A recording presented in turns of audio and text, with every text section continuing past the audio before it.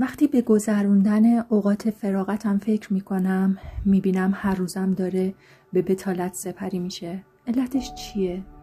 شاید علتش اینه که جواب این سوال رو نمیدونم. چرا اینجا هستم؟ وقتی نمیدونم چرا اینجا هستم شاید سوالهای زیاد دیگه‌ای تو ذهن من ایجاد شه.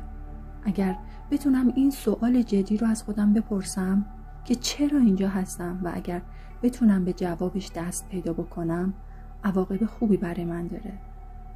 اگه بتونم گنج وجودی خودم رو پیدا بکنم و به این معنا دست پیدا بکنم و به این گنج دست پیدا بکنم که چرا من به دنیا اومدم، وقتی که جای گنج رو روی نقشه ببینم حیفم میاد که به دنبال اون نگردم. آخه من معنای وجود خودم رو در این دنیا پیدا کردم. به نظر میرسه اگه کسی دلیل بودنش رو در این دنیا بدونه میتونه بهترین راه رو برای تحقق رسالتش پیدا کنه.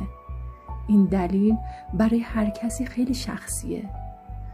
آیا اگه کسی بدونه چرا اینجاست هر کاری رو میتونه برای تحقق رسالتش انجام بده؟ بله، هر کاری رو که میخواد میتونه انجام بده تا هدف خلقتش رو پیدا بکنه.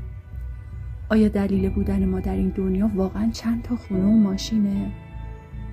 وقتی کسی دلیل بودن خودش رو تو دنیا پیدا میکنه هدف وجودی خودش رو کشف کرده و ممکنه که دریابه که برای برآورده کردن هدف وجودی خودش میتونه 10 یا 20 یا حتی 100 تا کار رو انجام بده.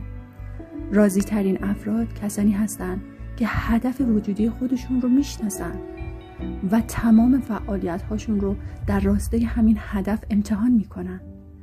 اما دقیقاً افراد ناراضی برعکس این هستن.